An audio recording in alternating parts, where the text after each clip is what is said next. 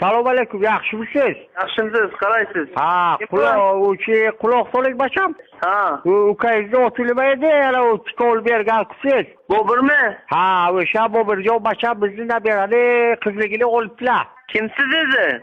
Men Feruzani bobosi. Feruzani bobosi? Ha, quloq soling Botirjon.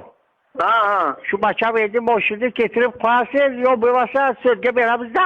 Ya, tushunmadim men sizni. Men ukangiz bor-ku, oti nima uni? Bobirboy. Alo. Qo'likmi? Ha, o'sha. Qo'likmi? 98 ekan numri. Ha. Ha, quloq soling. O'sha bacham meni nabiramni qizligini olibdi bacham. Ha. Ha, o'shaga biz endi bir nima qilamiz? Ko'tiga chiqaylikmi yo kelib qilib olasizmi bacham? Kim bo'lsin ekan?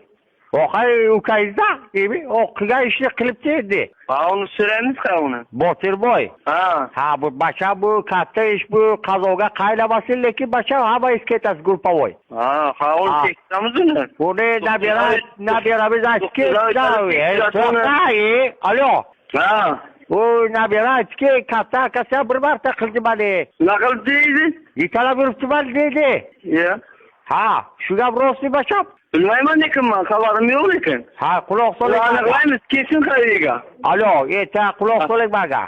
Ha. Shu bacham tikoni keltirib qo'ying, bo'lmasa men u arizani davom etaman.